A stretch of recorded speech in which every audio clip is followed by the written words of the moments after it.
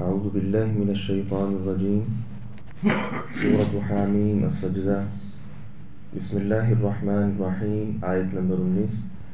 وَيَوْمَ يُحْشَرُ أَعْدَاءُ اللَّهِ إِلَى النَّارِ اور جس دن اللہ کے دشمن آگ کی طرف اکٹھے کیے جائیں گے فَهُمْ يُوزَعُونَ پھر ان کی الگ الگ قسمیں بنائی جائیں گی حَتَّى إِذَا مَا جَاءُوهَا یہاں تک کہ جیسے ہی وہ اس کے پاس پہنچے گے شہد علیہم سمعہم وابصارہم وجلودہم ان کے کان، ان کی آنکھیں، ان کے چمڑے ان کے خلاف گواہی دیں گے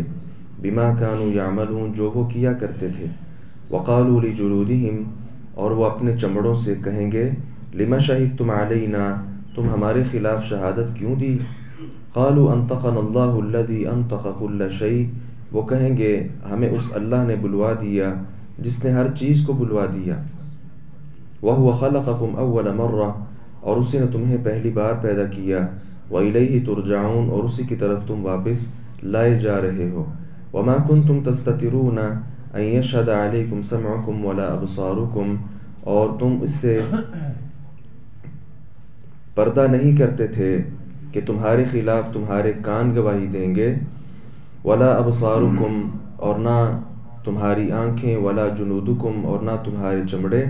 وَلَكِنْ ظَنَنْتُمْ اور لیکن تم نے گمان کیا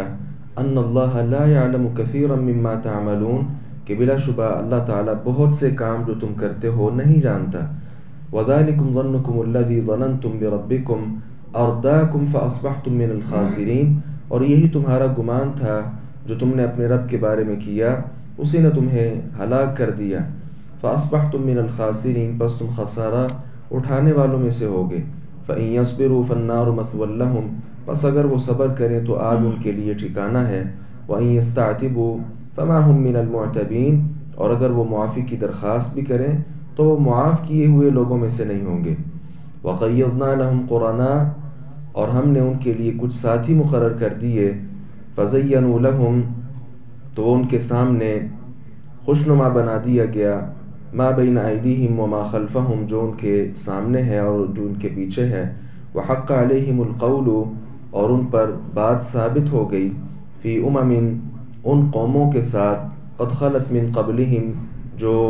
ان سے پہلے گزر چکیں من الجن والانس جنوں اور انسانوں میں سے انہم کانوا خاسرین بلا شبہ وہ خسارہ اٹھانے والے تھے کل قیامت کے دن جو اللہ رب العزت کے دشمن ہیں انہیں جہنم کی طرف دھکیلا جائے گا اور ان کی ٹولیاں بنا دی جائیں گی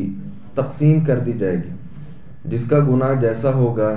وہ ویسی ٹولی کے اندر شریک ہو جائے گا یہ نہیں ہو سکتا کہ کوئی آگے کی طرف جا رہا ہے تو آگے نکل جائے یا کوئی پیچھے ہے تو پیچھے کی طرف ہی بھاگ جائے ایسا نہیں بلکہ جہنم پر یہ سارے جو کافر لوگ ہیں اللہ رب العزت ان کو جمع کرے گا اس وقت ان کے جو کان ہیں ان کی آنکھیں ہیں ان کے چمڑے ہیں یہ سارا جسم ان کے خلاف گواہی دے گا اس وقت اپنے جسم سے پوچھیں گے کہ تم یہ گواہی کیسی دیتے ہو تو وہ کہیں گے جو اللہ رب العزت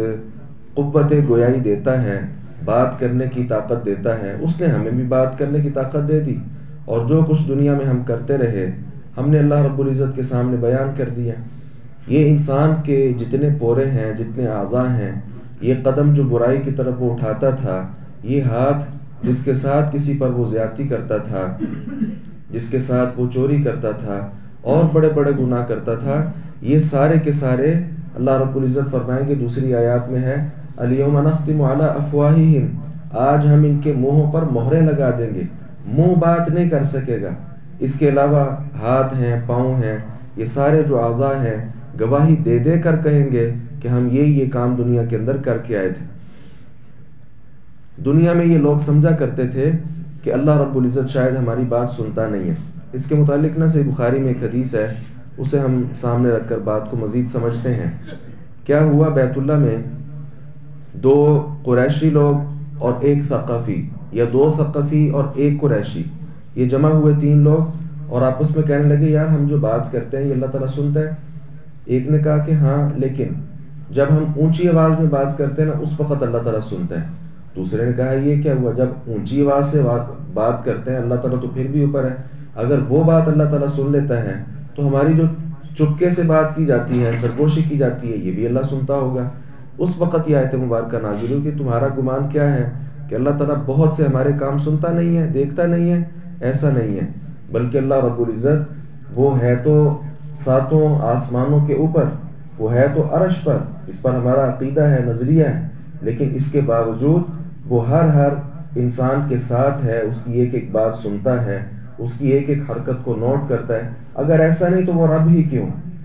رب تو اسے ہونا چاہیے جو ایک ایک اپنی مخلوق کے تمام حالات سے واقف ہو اور اس کی ہر موقع پر داد رسی کرنے والا ہو۔ تو ہماری جو ذات ہے، جو ہمارا خالق ہے، وہ تو اسی طرح ہے۔ بہرحال کتنے لوگ ایسے ہیں جو سمجھتے ہیں کہ میں اس وقت بند کمرے میں ہوں، بالکل آزاد ہوں، اللہ دیکھ نہیں رہا۔ جب انسان اپنے ذہن میں یہ بات بٹھا لے گا دل میں کہ اللہ تعالیٰ مجھے دیکھ رہا ہے، پھر انشاءاللہ بہت بڑے بڑے گناہوں سے اللہ تعالیٰ اس کو بچنے کی جو ہمت ہے، توفیق ہے، وہ عطا کر دیتا ہے۔ بہرحال ہمیں یہاں سے یہ سبق حاصل کرنا ہے کہ اللہ تبارک و تعالیٰ ہمارے ساتھ ہے، وہ دیکھتا ہے، سنتا ہے، ہماری ایک ایک حرکت سے واقف ہے۔ اس لیے انسان کو چاہیے وہ اپنی دنیا اچھی سے اچھی بنانے کی کوشش کرے۔ اللہ تعالیٰ سے دعا ہے باری تعالیٰ حق بات کو سمجھنے اور اس پر عمل پیرا ہونے کی توفیق عطا فرمائے۔